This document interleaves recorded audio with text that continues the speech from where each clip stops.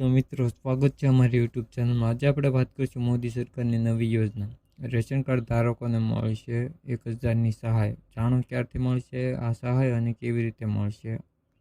ભારત સરકાર ચોક્કસ શહેરમાં લાયકાત ધરાવતા પરિવારોને સીધા રોકડ સહાય ઓફર કરી પાયલોટ પ્રોગ્રામ રજૂ કરીને રેશન કાર્ડ યોજના ક્રાંતિ લાવવા માટે તૈયાર છે। આ પહેલનો ઉદ્દેશ મફત ખાદ્ય ચીજવસ્તુઓનું વિતરણ વાર્ષિક 1000 રૂપિયાની સ્ટાઇપેન્ડ સાથે બદલવાનો છે, જેમાં લાભાર્થી તેમની ખાદ્ય પદાર્થની પસંદગી અને ખરીદી પર વધુ નિયંત્રણ બનાવશે।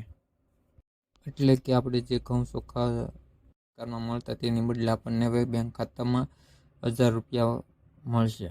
પરંપરાગત રીતે રેશન કાર્ડ યોજનામાં પરિવારને ઘઉં, ચોખા, કઠોળ, ખાંડ અને મીઠું જેવી આવશ્યક ખાદ્ય વસ્તુ પૂરી પાડવામાં આવતી હતી।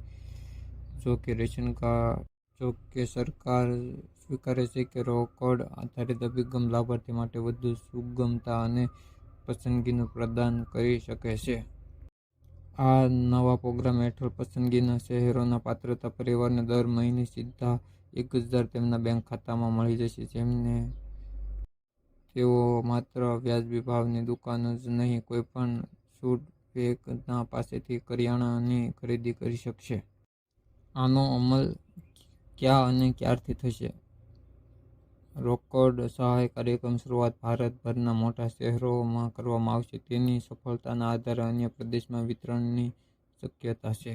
અમલીકરણના પ્રારંભિક તબક્કામાં ગ્રામીણ વિસ્તારોનો સમાવેશ કરવામાં આવતો નથી। સરકારે હજુ સુધી આ કાર્યક્રમ માટે ચોક્કસ તારીખ જાહેર કરી નથી, પરંતુ 2024માં થવાની ધારણા કરેલ છે।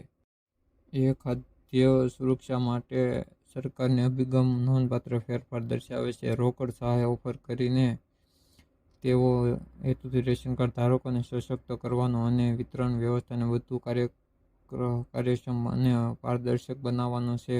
આ પાયલોટ પ્રોગ્રામની સફળતા રાષ્ટ્રવ્યાપી રોલ આઉટ માર્ગ મોકળી કરી શકે। આખરે સમગ્ર ભારતમાં લાખો પરિવારોને ફાયદો થશે। તો મિત્રો, વિડીયો સારો લાગ્યો તો વિડીયોને લાઇક, ચેનલને સબસ્ક્રાઈબ અને વિડીયોને શેર કરજો।